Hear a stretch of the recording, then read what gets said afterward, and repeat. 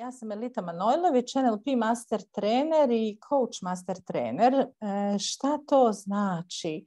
To znači da u ovom svijetu radim već 13. godinu i da educiram ljude i certificiram i za NLP i za coaching. Znači, moje diplome koje izdajem na edukacijama su akreditirane od asocijacija koje provajdaju NLP coaching i evo sad smo već 13 godina u tome. Jako volim svoj posao i jako mi je drago što mogu doprinijeti evo i ovako na ovim besplatnim seminarima da dam doprinos koji će vam koristiti. Ova tema doista vrlo bitna. Znam da se svi suočavate sa strahovima i ja se isto suočavam sa strahovima ponekad. Jel vi mene čujete svi dobro? Evo, neko piše nema zvuka. Dajte, molim vas, recite, jel imate zvuka, sliku vidim da vidite. Evo, svjetlo sam malo približila. Da li će webinar biti dostupan i kasnije za gledanje? Hoće. Ima zvuka. Bravo. Svi koji nemate zvuka, izađite pa uđite u meeting ponovo jer vrlo je moguće. Ili imate ovdje dolje lijevo ovaj mikrofon na kojem ćete stisnuti da vam dođe zvuk. Što smo? Hoće li biti webinar? Hoće, bit će webinar na linku. Ja sam sad stisnula da se snima pa će vam suradnica poslati putem, ne znam, newslettera, maila, kako to već ide. Stavit će ga na neku platformu. I bit će na YouTube-u, jel tako, Edita? Bit će na YouTube-u, tako je. Moći ćete na YouTube-u da gledate ovaj webinar. Tako je. Tako je, hvala ti. Evo, pozdravljam vas lijepo još jednom. Znači, predstavila se jesam šta mene legitimira da ja pričam o strahovima, da znate, ono bitno je. Inače, NLP je humanistički pristup, to znači da je on orijentiran na čovjeka na način kako čovjeku odgovara, neće vas siliti. Nikad NLP da radite stvari koje vama ne odgovaraju, na primjer da se suočavate sa svojim strahovima. Kad su strahovi u pitanju, znači mi nikad ne radimo tako da kažemo, znaš, suoči se, odi na taj 786. kat i zaboravi da imaš problem od visine ili tako nešto. Dapače, mi se bavimo unutarnjim strukturama koje aktiviraju blokade, u ovom slučaju strahove, na način kako je to prirodno i dajemo odgovore na pitanja zašto je to tako i dajemo tehnike koje onda osiguravaju da se to promijeni. Zato je NLP jedan jako dobar pristup koji ljudi jako vole jer prepoznaju u tom pristupu da nešto što njima odgovara, da je nešto što je njihovim tempom na način koji je čovjeku prilagođen. Evo, ostanite s nama do kraja webinara, za vas imamo jedan poklon. Odnosno što smo lijepo pripremili i idemo, krećemo sa strahovima. Dobro nam došli. Šta su strahovi uopće? Što je strah? Strah je emocija. Ima dosta emocija koje mi u paleti emocija možemo osjećati pa i paralelno sa strahovima, ali generalna emocija nastaje na način da mi na svjesnoj ili nesvjesnoj razini promislimo, donesemo neku misao koja za nas ima određeno značenje i automatski se dešava jedan automatski princip, proces koji teško kontroliramo, zato se mi teško suočavamo ili kontroliramo emocije, pogotovo one koje su iznimno jake, kao što strahovi znaju biti, a to je da limbički sustav, on je jedan automatski sustav koji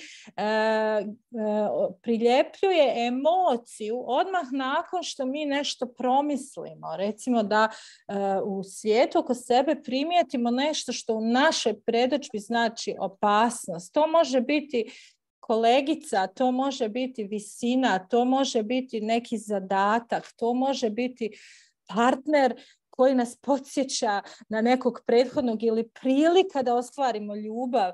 To može biti uspjeh kojeg se možda bojimo ili neuspjeh, odnosno uspjeh koji je ispred nas pa automatski dođe misao oh my god, ja ovo neću uspjeti. I šta limbički sustav radi? Priljepljuje na tu misao koju smo mi promislili svjesno ili nesvjesno emociju. To je njegova funkcija.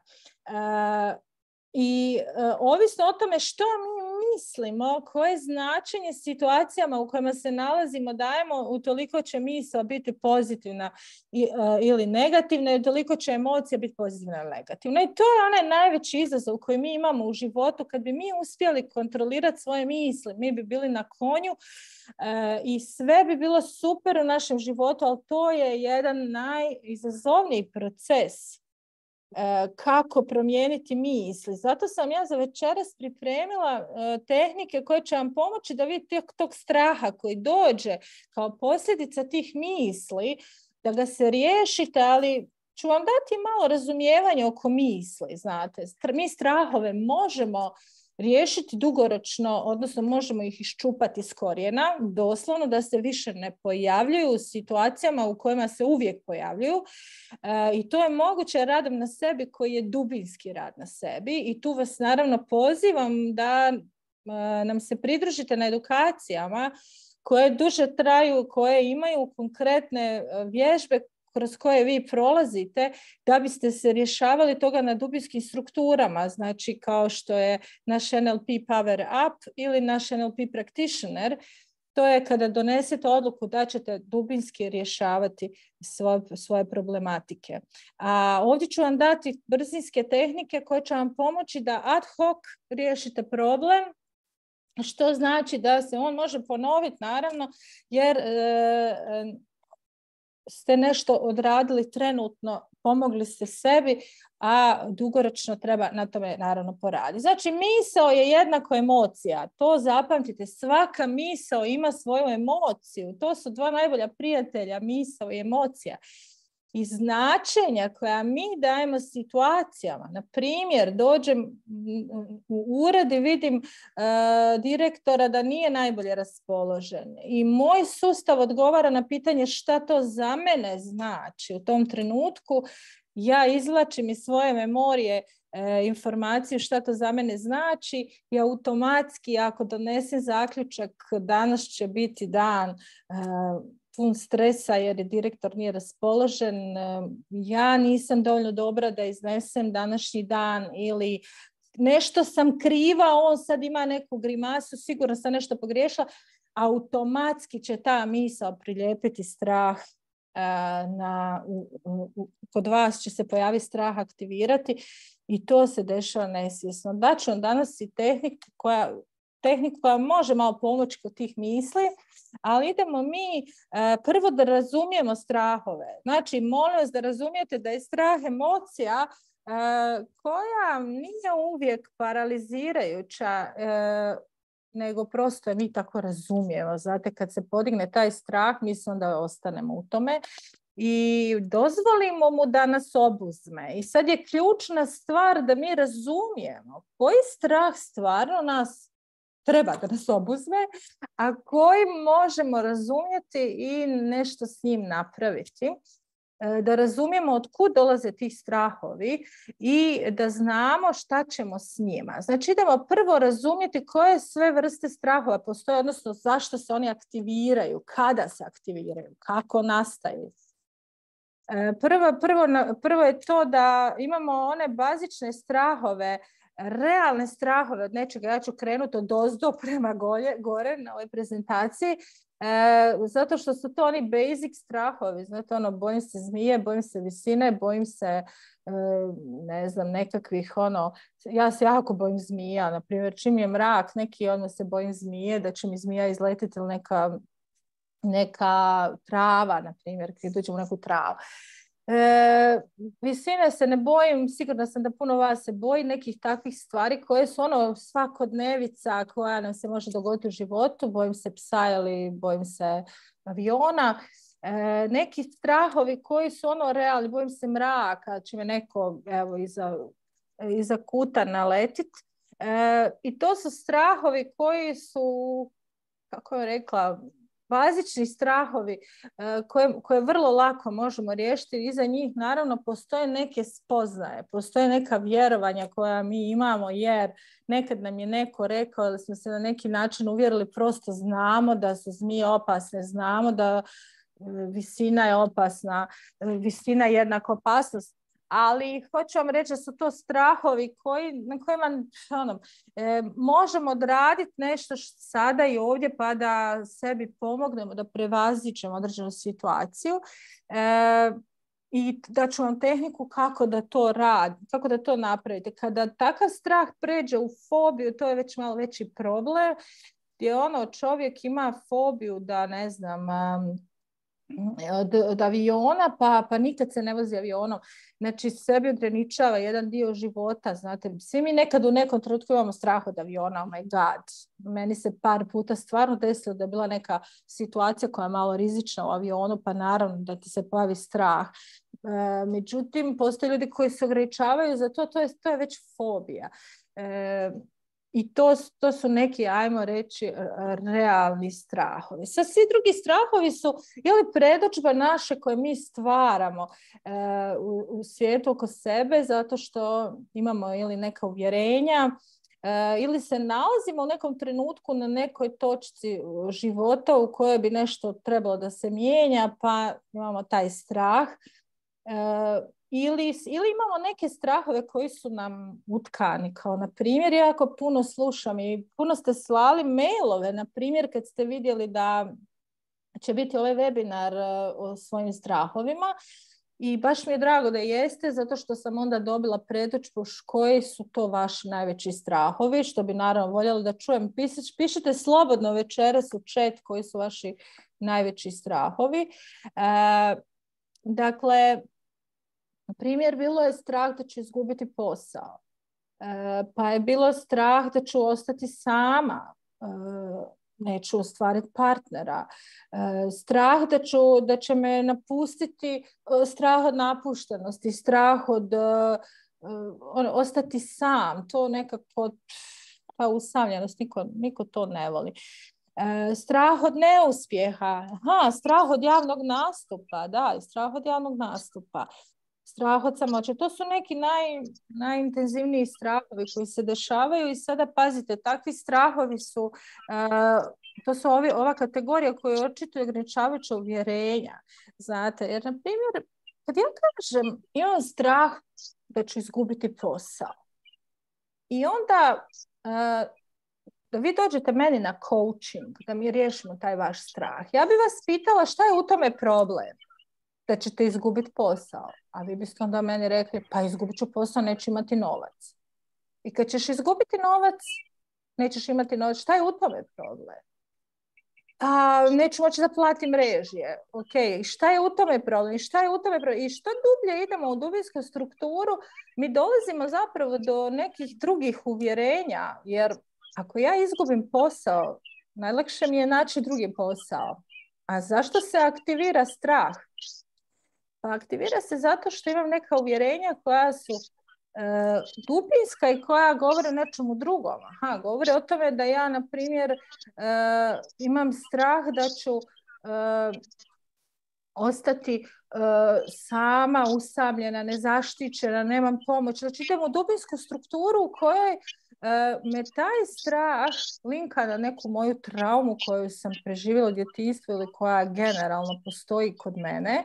I ne radi se zapravo o ovom poslu, ne radi se o simptomu gdje ja osjećam strah, nego se radi o nekoj unutarnjoj strukturi koja govori o tome da ja mislim da nešto ne mogu, da nešto ne zaslužujem, da je meni nešto nemoguće, ali tako nešto. Jer pazite, izgubiti posao, mi u NLP-u imamo raznorazne tehnike, za svaki problem imamo rješenje i sad ću opet morati zatvoriti prezentaciju da bi mutala.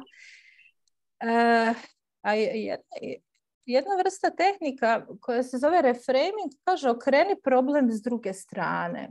A to je, na primjer, kad ja izgubim posao, recimo se to dogodi, imam strah da ću izgubiti posao i sad malo radim na sebi, malo okrećem taj strah s druge strane i pitam sebe kako tom sadržaju izgubiti posao, mogu dati neko drugo značenje, jer značenje koje izaziva strah je ostaću bez egzistencije, ostaću na cesti, bit ću beskućnik, neću djeci moći dati da jedu, bit će sramota ili nemam pojma, šta god iza toga stoji.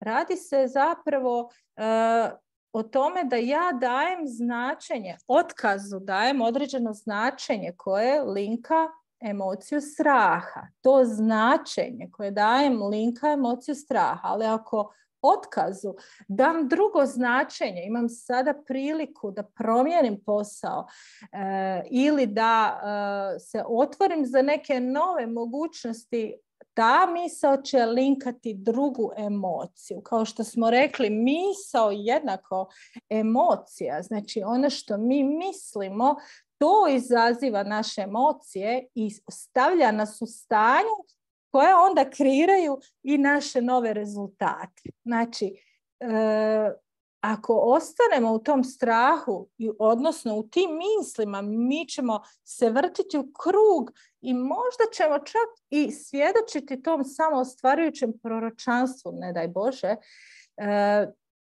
jer ćemo ostati u tim mislima. Zato imamo taj model koji kaže okreni problem s druge strane i pitaj se kako tom sadržaju možeš dati drugo značenje i automatski otvoriti emocije prema rješenju i otvoriti mogućnost da počneš razmišljati. Jer šta strah s tobom čini? Kada ti zaključiš otkaz jednako propast. Već se vidim, ja moram da vam kažem da sam ja imala taj strah isto. Ja vam ovo pričam iz svog iskustva jer sam ja sebe vidjela pod mostom, razumijete? Da neću imati krov nad glavom, ja sam isto imala taj strah. A samo zato što sam bila fokusirana na nešto što je u tom trenutku se pojavilo iz moje memorije kao nešto što je poznato. Apsolutno svima nama je poznato. Poznate su nam neke te loši scenariji. Ja ću vam večeras dati tehniku za promjenu scenarija u vašoj glavi. To je top tehnika.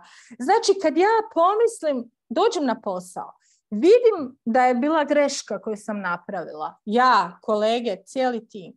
Moja prva misao je ja ću ostati bez posla. Moja druga misao je šta će biti posljedica toga. Razvijam treću, četvrtu, petu misao. To su slike u mojoj glavi. To je cijeli film. To je cijela režija jedne drame, razumijete? U kojoj ja završam pod mostom. I to su slike koje mi produciramo u glavi. Ja ću vam večeras dati tehniku kako da promijenite taj film u glavi. Jer taj film, ljudi moji, ne samo da vas drži u tome, nego vas vraća 100 godina unatrag. Sve dok ste u tom stanju, vi ne možete kreirati svoje rezultate, idete na taj posao u grču. Ljudi o vama počinju misliti šta je s njom ili s njim, ne može više, nije dobro, nije u dobrom stanju, ne komunicirate s ljudima, ne otvarate se za nova rješenja.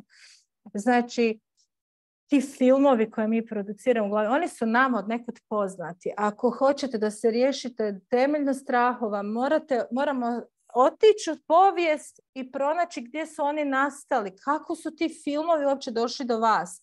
To je onaj dubinski rad na sebi. A filmove koje razvijate za budućnost, to ćemo se baviti večeras. A onda imamo, kaže, strahove koje nas čuvaju situacije koje nisu dobre za nas. Znate što ću ja vama reći? Mene su mnogi strahovi sačuvali mnogih stvari koje su se mogle dogoditi u mom životu i kada sam poslušala taj strah. Strah je emocija koja nagovještava. To je svaka druga emocija. Znači, emocije su model kako naš unutarnji sustav, koji je puno pametniji od nas, koji ima sve odgovore, znači naš koji je isprogramiran, koji poznaje neke istine koje smo mi čuli negdje ili smo sami svjedočili u nekim traumama, na primjer kad se strahovi dižu, onda su to istine koje su izašle iz trauma. To su ograničene istine, to su programirane istine, to su istine koje se mogu pobrisati. Znači ja kao trener koji radim 13 godina svjedočim prvo da sam pobrisala hrpu svojih istina koje su bile potpuno neistine, razumijete? To su uvjerenja, jel? A isto tako brojni moji klijenti koji su pobrisali su puno istina u koje je vjerovao. A naš unutarnji sustav je puno inteligentniji od tih istina i on zna kad je nešto dobro za nas i kad nije. I onda postoji ta jedna kategorija strahova koji se aktiviraju kad nam žele reći nemoj ići tamo. Kao mama kad kaže djetetu nemoj ići na crveno svjetlo. Tamo ne smiješ ići jer ćeš poginuti. I strah zato i služi, razumijete? Sve drugo, svaki drugi kontekst u koji smo mi strah stavili i funkcija koju smo mu dali jeste samo naša. Zato što prvo nemamo razumijevanje. Znači, ja ne volim da osuđujem ljude i da kažem vi tako odlučite i to je vaš odabir. Ja znam prvo da ljudi nemaju razumijevanje toga. Drugo, da ne znaju kako da upravljaju s tim. I to je sasvim u redu. Treba da se to nauči kako da upravljamo sa strahom i kako da ih razumijemo. I zato hoću da vam kažem da je strah emocija koja nešto priopćava kao i sve druge emocije. One ne služe tome da mi ostanemo zatočeni u njima.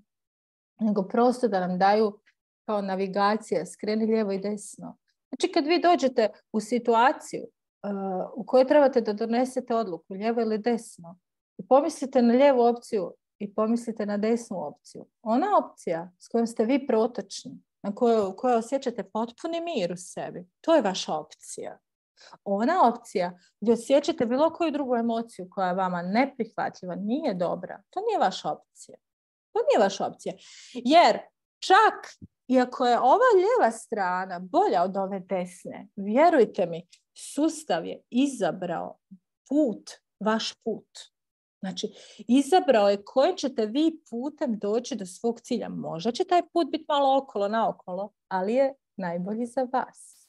Puno je bolji nego da ste išli šorkatom za koji niste u ovom trenutku spremni. I to je po humanističkoj psihologiji jako dobro, jer ponekad se dogodi, vjerujte mi, da samo jedan korak koji je točno vaš, a nije onakav kako su drugi rekli da trebate ili su drugi napravili, će postići puno više za vas, unutar vas, u osnaživanju vas, nego da ste poslušali nekoga drugog.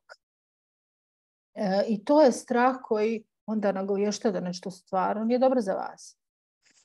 Onda imamo strahove koji nagovještavaju da se nešto loše može ponoviti. I sad ću vam sve objasniti, sve kategorije. I onda imamo strahove koji nagovještavaju promjene. I sad idem redom, samo da vidim što ste pisali u chatu. A dobro, budem to onda na kraju. Strah od manjka novaca, strah od umiranja, gubitka dragih ljudi, strah od posla, strah od negativnih ljudi na poslu. Da, to su ti strahovi. Budem to kasnije malo još proradila. Slobodno pišite u chat šta god imate, šta god želite, šta god imate pitanje ili komentar. Znači, imamo prvo, najčešći strahovi koji se podižu su strahovi koji nagovještavaju da se nešto može ponoviti. Znači, to je taj copy-paste. Kako ćemo mi znati, odnosno zašto se oni aktiviraju? Kada doživljavamo određene situacije koje su za nas traumatične, recimo da smo kao djeca doživljavali neku situaciju, ili čak ne mora niti biti u djetinjstvu, može biti prije godinu dana ili jučer, nešto se jučer dogodilo što je za nas bilo traumatično. Šta se događa?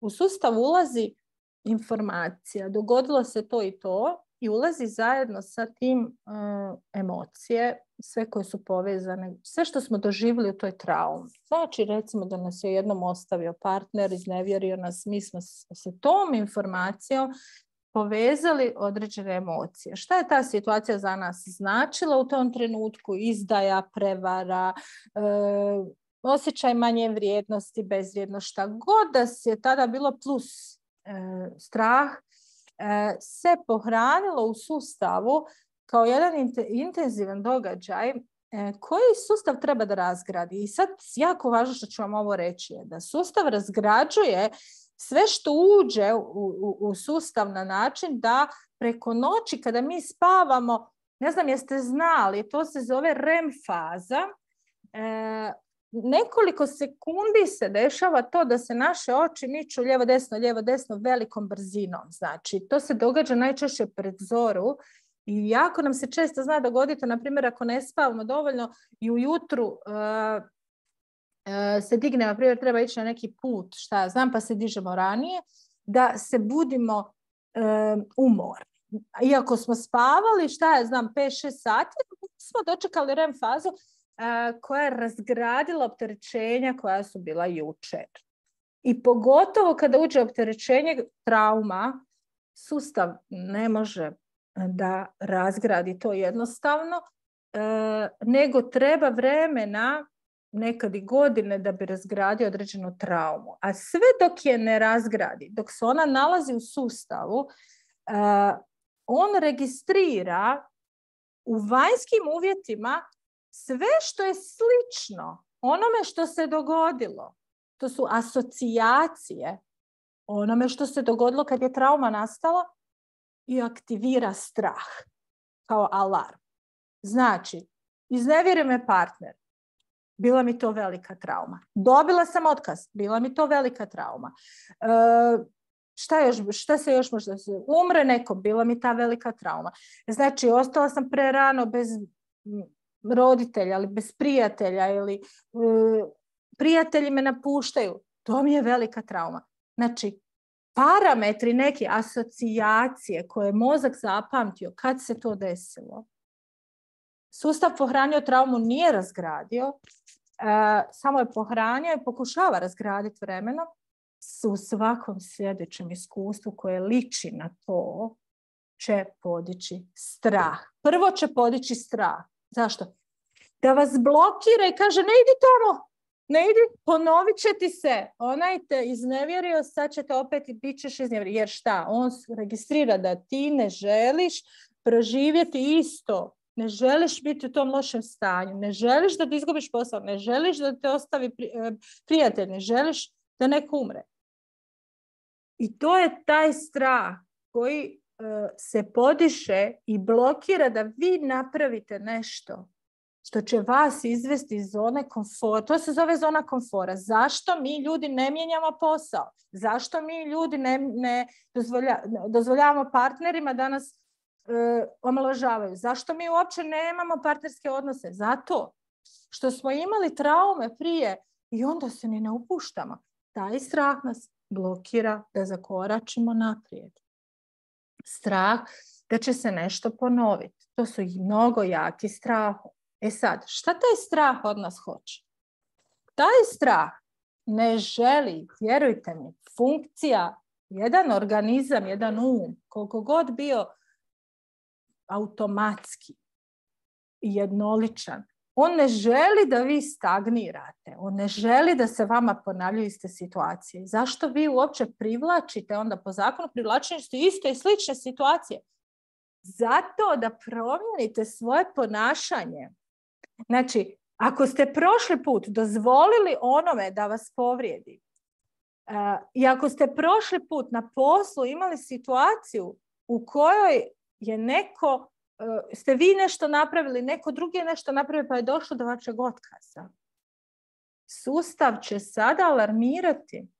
Strah će podići kada dođe do slične situacije, kad primijeti da bi se nešto moglo ponoviti, da vam obznani da je sad vrijeme da provjerite ponašanje, a ne da se vratite unatrag i da odustanete od toga.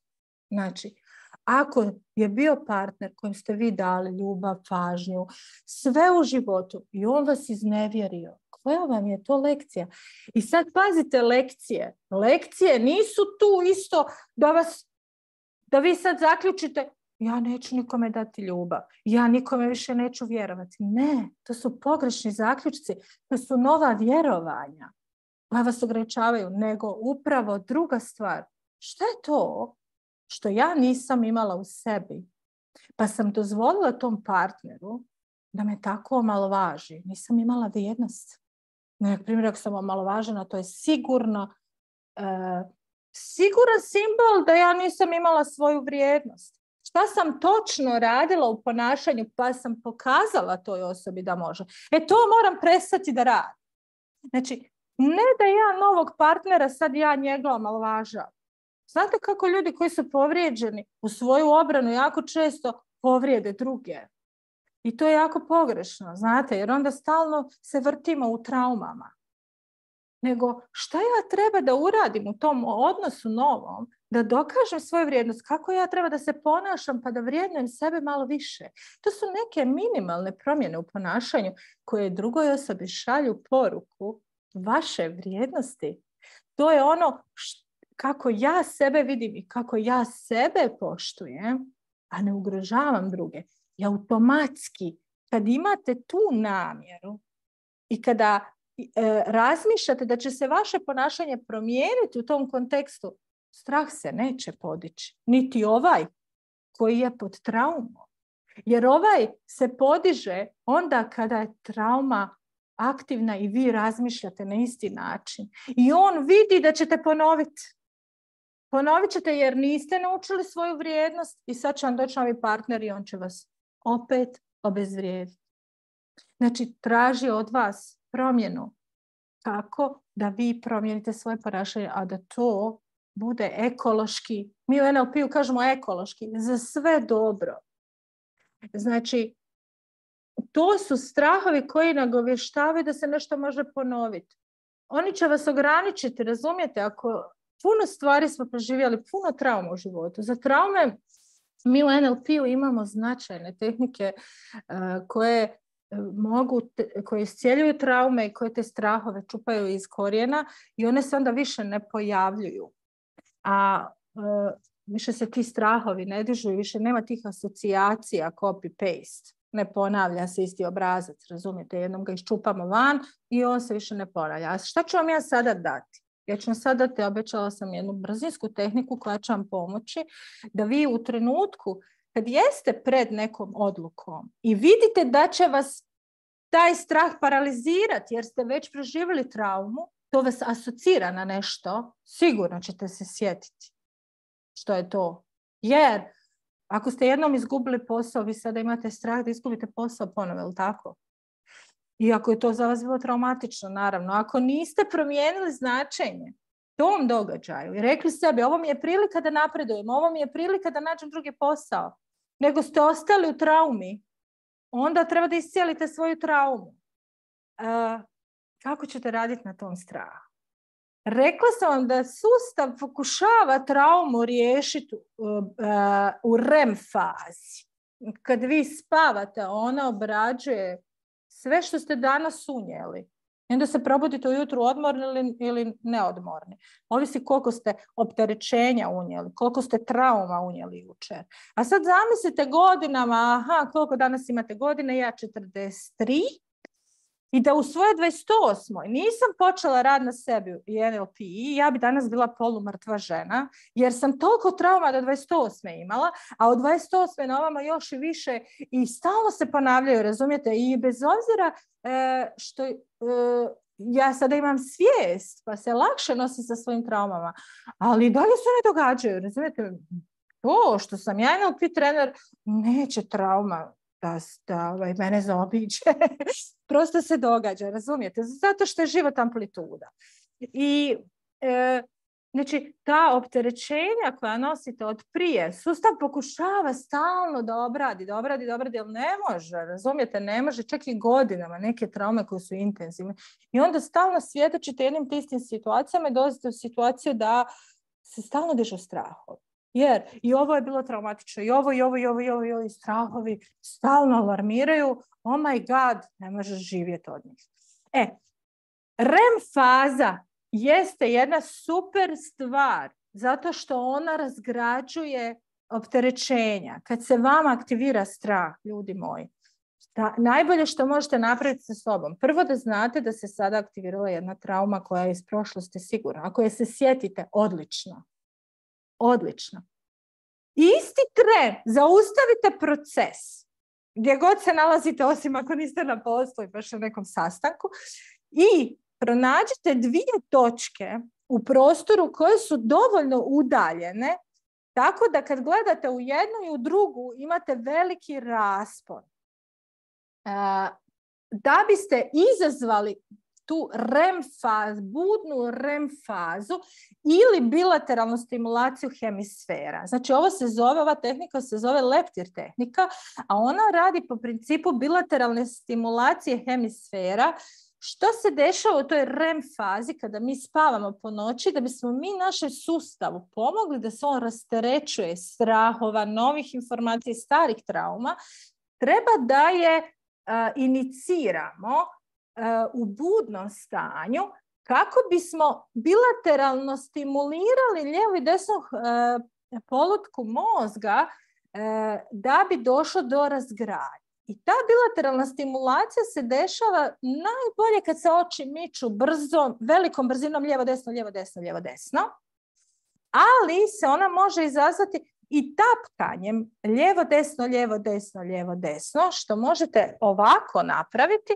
Znači, lijevo, desno, lijevo, desno, lijevo, desno, a možete i u koljena svoja, dok doživljavate te strahove, tapkati bilateralnu stimulaciju. Znači, ono što bi vam ja preporučila jesu ove 2 točke.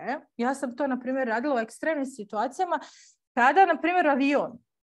Mi smo jednom bili u avionu neke njemačke kompanije, mislim je bilo Condor ili ovako, nešto gdje je došlo do konflikta između stewardese, koja je bog u avionu, razumijete, mislim nama, putnicima, i putnika, 3 putnika koji su baš sjedili ovako do nas. Ja se ne bojim aviona, međutim, kad je to počelo da se dešava, meni su krenule misli. Ovo je loš znak, sad će se nešto loše desiti. Zašto se ovo moralo dogoditi? Znači, ja sam točno čula sebe, kako ja sebi govorim u tom unutarnjem dijalogu, takve stvari. I onda razmišljam, pazite, to mi se desilo u sred moje karijere, znači ja znam šta se dešava, znam kako ću se pomoći, a sad vama to prenosim. Znači, kad se to desi, meni se strah, znači, udario u glavu, ja sam se počela tresti, dijete pored mene, muž pored mene. I ja sada kreiram upravo moju budućnost. Desit će se nešto ružno, pašće avion. To su bile moje misle. Prvi put u životu da ja različit će past avion. Što sam napravila? Našla sam 2 točke u prostoru, znači koje su dovoljno odvojene da nije vam jednostavno doći do te točke očima. Glavu morate držati ravno i locirati te 2 točke samo očima. Znači ne smijete raditi ovo. Onda ne radite bilateralnu stimulaciju, onda mlatite s glavom. Ravno glavu i u 2 točke gledati prvo lijevo, desno, lijevo, desno, lijevo, desno, lijevo, desno, lijevo, desno. I sad probajte dok ste sad tu. Nađite 2 točke dok ja govorim. I nađite u sebi emociju bilo koju ili strah, prizovite sada strah, vaš najveći strah koji imate u životu. I nađite ga gdje je u tijelu, gdje vam se najjače očituje, meni u trbuhu. I kad radim lijevo, desno, lijevo, desno, lijevo, desno, primjećujem kako se nešto mijenja u mom trbuhu. Budite uporni u bilateralnoj stimulaciji hemisfera i radite bilateralnu stimulaciju i occasionally, znači u trenutku kad se nešto dešava i kad se ne dešava bilateralnu stimulaciju. Možete raditi bilo kada odlučite raditi na sebi. Sad ću raditi otpuštanje mojih nesvjesnih strahova. Radit ću bilateralnu stimulaciju 15 minuta. Nekad je dovoljno minutu, nebitno je uopće. Vjerujte mi, ona tako brzo djeluje. Znači, možete te 2 točke, to vam preporučam kao najbolje. Drugo je leptir tehnika, da radite ovo kada vam je strah aktivan. Radite to. Znači, lijevo, desno, lijevo, desno. Primijetit ćete možda da vam se oči mrdaju dok vi to radite. Samo je jako važno da ste u fokusu na taj strah. U fokus na strah, fokus na strah. možete to raditi unaprijed, razmišljam, evo izgubit ću posao ili desit će se čudo, ne znam, nešto, imate strahove, što će se desiti djeci u školi, sad se desilo ovo u Beogradu. Znači, puno stvari o kojima mi razmišljamo, oko odgovornosti naše, šta će biti u budućnosti, radite bilateralnu stimulaciju. Bilateralna stimulacija hemisfera je i šetnja. Sigurno sam ste čuli puno puta da su ljudi rekli kad imate problem prošetajte. Nekad to zvuči onako što je pričao normalan. Ali da, bilateralna stimulacija hemisfera je šetnja. Što više hodate, ona će isto postići nešto, ali puno je bolje kad ste u fokusu na konkretan strah, na konkretan problem. Idemo dalje. Znači, to je copy-paste strah koji vas ne poziva na destruktivne zaključke. Ovdje se pitajte što je to što ja trebam da promijenim u svom ponašanju kod sebe, pa da mi se ne ponovi ona situacija koja mi se nekad dogodila, zbog koje mi se sada aktivirao strah. Za realne strahove, ja sam to nazvala da realne strahovi. Znate zašto? Zato što jedini realan strah jeste ono što stvara naša opasnost, kao zmija, kao visina, i to je čak neka realna.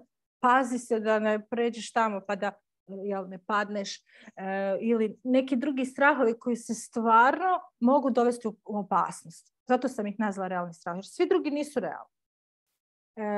Radi se o stimuliranju timos žlijezde koja se nalazi ovdje. Znači, evo, samo malo da vam pokažem. Točno gdje imam ovo moje srce tu pas. Znači, tu je timus žlijezda. Možete malo progooglati timus žlijezdu. Ona je odgovorna za tjelesne procese koji se temelje na, ajmo reći, da uprostim, tjelesne procese koji generiraju unos informacije izvana, odnosno stres. Ono što mi stresno doživljavamo, ona bi trebalo obraditi. Vrlo često sama stimulacija timu žlijezde može dovesti do tjelesne stabilnosti, do možda rješavanja nekih problema koji su tjelesni, kao probava ili neke stvari koje su vam blokirane tjelesno. Jer kad sustav primi veliku količinu nečega što je opterećujuće, onda ovdje možemo pomoći da tjelesni procesi razgrade. Znači, vi uz pomoć tijela možete utjecati na svoj um ili s pomoć svog uma utjecati na svoje tijelo.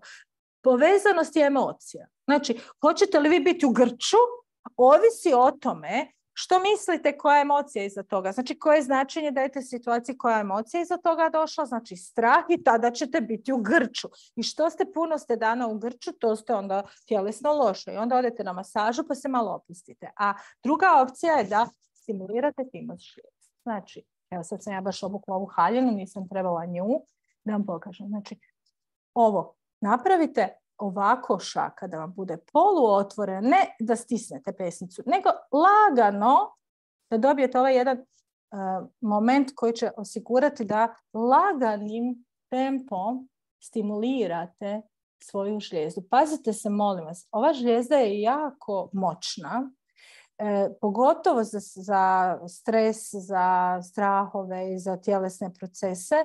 I ako udarate po njoj jako, to može biti jako iritantno i može izazvati neke tjelesne promjene nagle.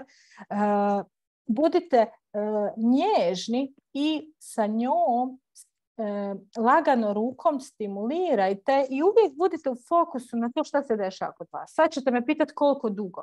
Nema koliko dugo, kako vam rekla.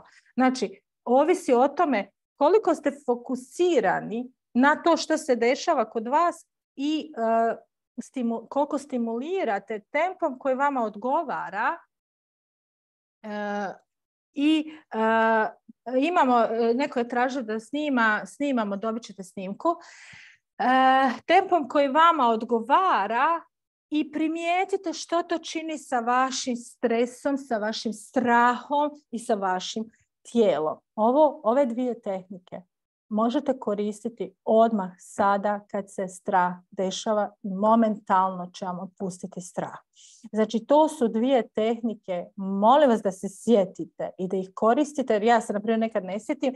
Kad mi je baš stresno i kad ja sad strahove puno lakše generiram u životu, ali kad mi je stres, znači kad je stres i kad je strah, to su vam dvije fenomenalne tehnike koje će postići rezultate. Možete ih naravno koristiti tipa i na radnom mjestu, samo treba da negdje se maknete par minuta da to napravite, momentalno će vas vratiti u sustav. Sad smo kod strahova koji razvijaju filmove, strah za budućnost. Strah da će se desiti nešto ružno, strah da ćete izgubiti posao. Znači, to je ona kategorija strahova koji su najčešće utemeljeni na našim uvjerenjima. Znači, nešto što... Na primjer, strah da će izgubiti posao je, ja bih rekla, nama više uređeni strah, jer je to nešto na čemu su naši roditelji održavali sustav. Evo, stalno se o tome pričalo, da treba paziti da ne izgubiš posao i tako dalje. Kao neka preventivna metoda da se posao drži, mislim, strašno. I imamo stvarno puno tih uvjerenja. I sada imamo i distrakcije izvana. Znači, stalno se nešto dešava. Imali smo koronu, pa smo u Hrvatskoj imali potrese, pa smo imali, šta sad imamo? Rat. Pa smo imali, ali evo, rat vam je, na primjer, jako dobar pokazatelj da naša uvjerenja više ne funkcioniraju dobro. Jer ono što je nama poznato, kad je rat počeo, ja se sjećam mojih klijenata, ja sam odmah napravila grupu za podršku za otklanjanje strahova, zato što sam shvatila da će ta inicijacija, znači ta asocijacija vanjska, sada podići u nama sve naše strahove koje mi imamo još od Prvog i Drugog svjetskog rata i ratova koje smo mi prošli, i nama je to jako dobro poznato i to su traume koje se podižu. Znači, ali pazite ovo, šta se desilo? Mi smo možda vjerovali na početku, kad je došla ta asocijacija, da će biti kod nas. I onda smo počeli vrtiti filmove. Ovako je počinjalo i kod nas. Bilo je prvo ovo, drugo ovo, treće ono, i sad četvrto i peto će biti da će i nas pogoditi. A nije se desilo. Jel shvaćate? Znači, strahovi koji su se tada dizali su stvari bili nama poznati, zato što je nama nešto poznato, ali nisu se obistinili. Znači, da razvijanje naših filmova, da li se radi o uvjerenjima koje smo mi stekli iz djetinjstva, jer je tako bilo, nekad su druga vjerovanja bila, ili se radi o nečemu čemu smo mi svjedočili, što je nama poznato, ili se radi samo da slušamo televiziju. Primijetite da gledate televiziju, u kakvom ste stanju. U kakvom ste stanju ušli u kuću, u kakvom stanju završavate večer ako ste gledali televiziju. Znači, ti svi inputi izvana podižu neke asocijacije, neka značenja. Koje značenje vi dajete toj situaciji i vezano za tu emociju. Čim promijenite značenje, promijenit će se emocija. Ali, da biste poradili na tim filmovima koji datiraju iz vaše prošlosti, a datiraju iz vaše prošlosti, čim imate filmove prema naprijed, znači da imate neka uvjerenja. Evo je tehnika. Znači, zamislite da sjedite u prvom redu, znači tu u ovom prvom redu kinodvorane. Evo Cinestar. Ispred vas je platno i tu se producira taj film koji ste vi zamislili da će biti izgubit ću posao, ostavit će me partner, završit ću pod mostom, strah da će biti rat, strah da će biti... Koje su sve strahovi? Da vidimo što se još pisali tu.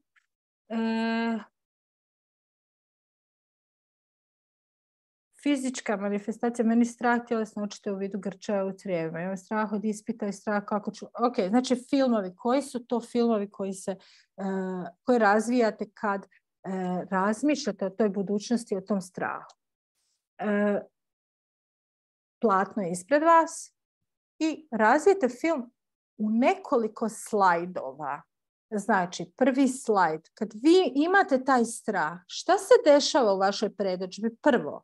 Šta se dešava drugo? Šta se dešava treće? Šta se dešava četvrto? Šta se dešava peto? Da vidimo koliko slajdova ima vaš film. I onda sjedite u prvom redu i gledate taj film na platnu ispred sebe u boji. I sada već čim ste ga izvukli iz sebe, znači film je izašao iz vaše glave, stavili ste ga na platno, primijetite kako se osjećate kad ste dislocirani iz svog filma i iz emocija. I gledajte taj film i primijetite kako je to kad vi imate taj film u glavi i šta će biti kad će biti. A onda stavite taj film u crno-bijelu varijantu i gledajte ga jednom naprijed i 3 puta unatrag.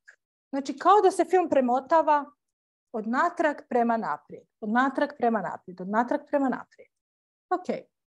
I onda, kada ste završili 3 puta, prelazite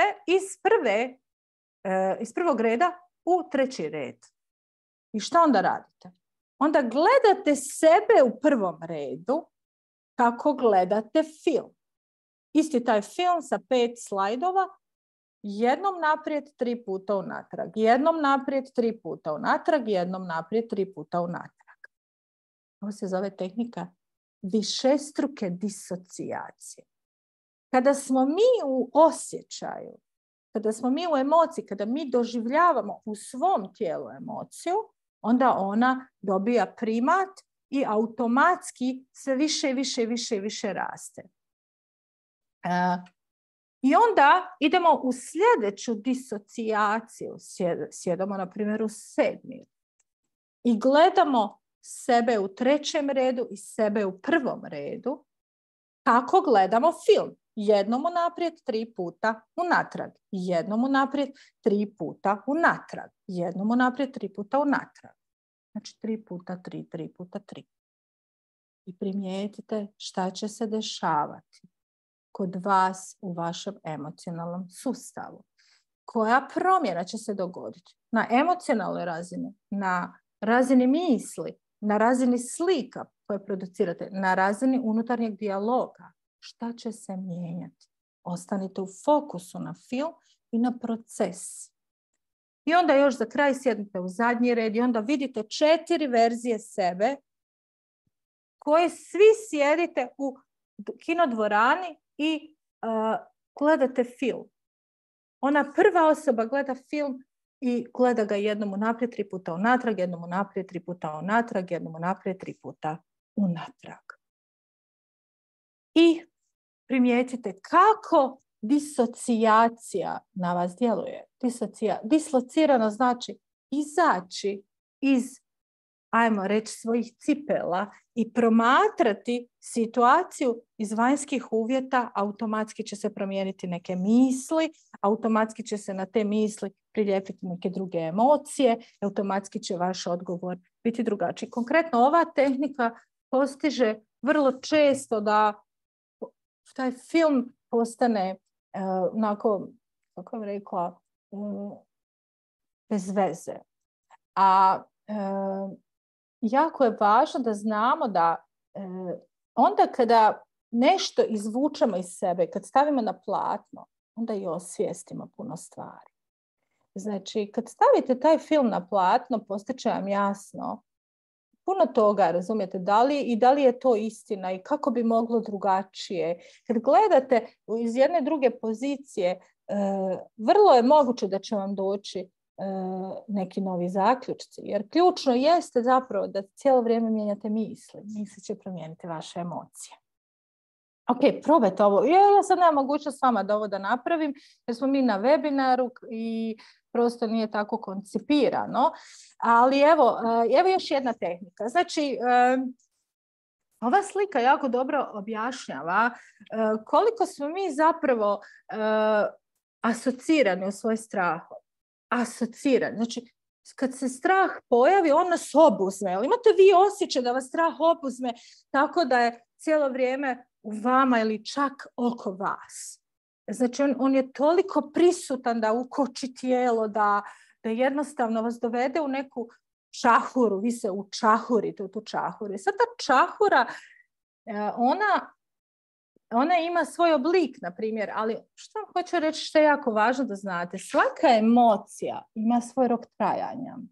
Ovisno o tome koliko je mi dajemo na važnosti. Znači, jedna emocija traje najduže 20 minuta. Ali što smo mi više fokusirani na emocije koje se dešavaju, automatski produžujemo njezin rok trajanja. I zamislite, evo, molim vas da ugasite. Okay. Zamislite koru od banane. Da uzmete, recimo, da je stavite u prirodne uvjete u šumu. Koliko će njoj trebati vremena da se ona razgradi? Treba će joj, a šta ja znam, recimo 10 dana. Ali ako mi koru od banane ne stavimo u šumu da se ona razgradi, nego je stavimo u frižider, ona će trajati duže, ta kora od banane, jel tako?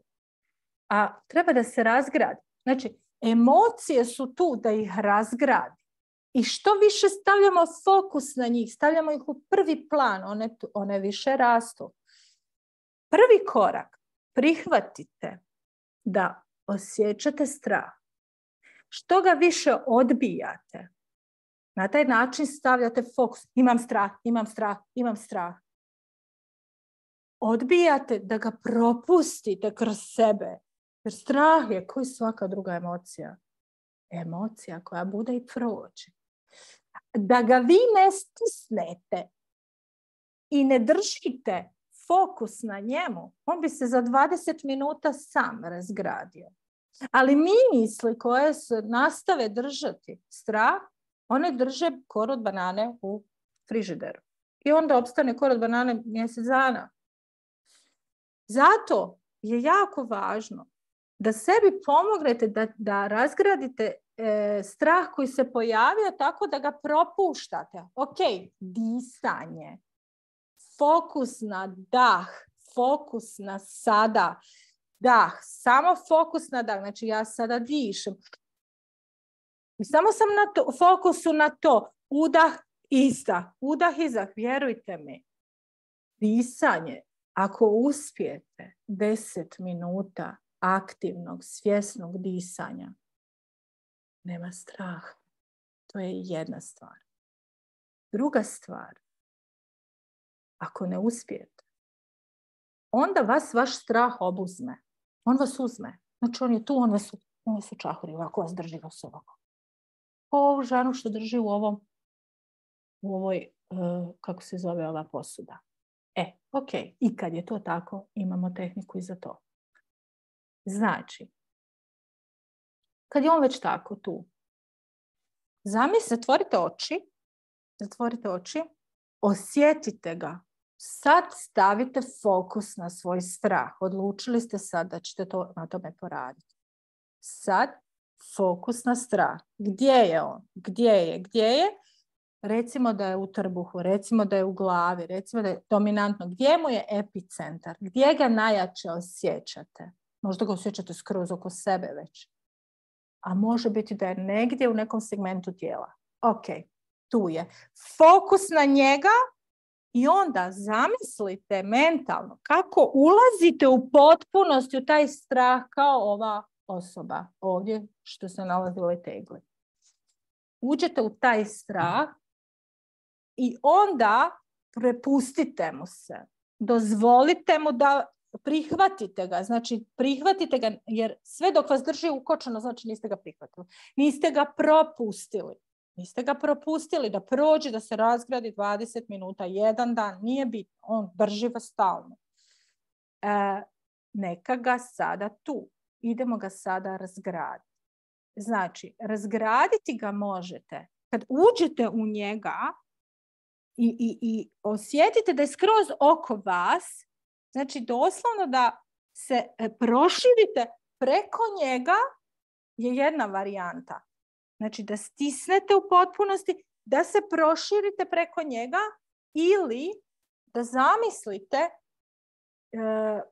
uporedo sa vašim dahom, koji je fokusiran, vaš fokus na dah, da dolazi jedan slap, energetski slap, koji pročišćava vaše energetsko polje, jer je vaš strah vi ste sada u energiji straha i vaša kompletna aura ili dobar dio nje se nalazi u energetskom stanju straha. Znači, da propustite taj slap vizualno, da on prođe i da primijetite kako zapravo uz pomoć disanja i uz pomoć slapa i fokusa na stisak, na emociju, dajete mogućnost i odobrenje da se ona razgradi. Jer sve dok držite, dok on vas drži zapravo, vi ne upravljate s njim. A šta on hoće? On hoće da se razgradi. On cijelo vrijeme još i više i više i više potencira da je prisutan i da se aktivira zato što želi da se razgradi. Nijedna emocija ne može i ne treba da ostane u sustavu predugo. Zato je život balans. Mi ne možemo reći da ćemo se stalno moći osjećati dobro u životu. Ne možemo, zato što je sve amplituda. I iz tog razloga propustite ga. Znači, imate 3 moguće varijante. Možete ih paralelno ili odvojeno raditi. Da uđete u njega i da ga doslovno stisnete kako bi se razgradio i proširite se preko njega. To je jedna. Druga je da dišete uporno sve dok on ne počne popuštati, jer je vaš fokus tada na izvoru života koji je dah. I dah vas vraća i sada i ovdje. I da na to dodate energetski slap koji će osigurati da energija počne da teče. Ono što će vam jako još pomoći za kraj za strahove jeste ostati sada i ovdje. Znači, anksioznost je produkt velike količine strahova za budućnost.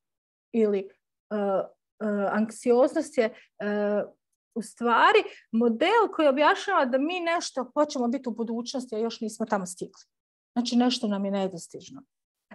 Jer ne stižemo tamo jer su strahovi, jer su različite emocije, jer su različiti programi i tako dalje.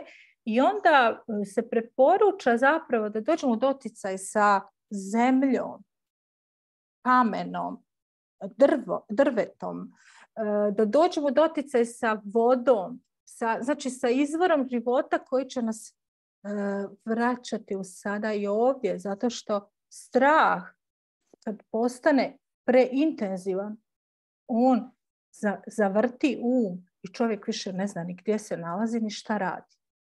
Tako da kao bazična neka možda i navika ne bi bilo loše da koristite upravo to. Znači da dođete sa rukama prema drvetu, na zemlju, sa nogama, golim nogama na zemlju. Bitno je znači da osjetite, da primite nešto, da postanete svjesni toga što je sada trenutno tu. Ali drago mi je da ste bili večeras s nama. Jako puno sam naučila, pomoglo mi da osvijestim svoju hvala ljudi, hvala, pozdrav iz Splita, hvala, Novi Sad, Švedska, wow, jeste, mi na treninzima sada imamo puno ljudi, Sisak, imamo puno ljudi iz Zagreb, Doha, wow, super, Norveška, oh my god, Pleternica, Rijeka, ma bravo, baš mi je drago, ljudi moji, imamo nas od svugdje. Što sam počela pričati? Da, imamo na Bosna, imamo na Practitioneru, na Power Upu već puno ljudi iz Švedske, Švicarske, Austrije, iz raznoraznih, iz Srbije isto tako, Bosna. Dobro je.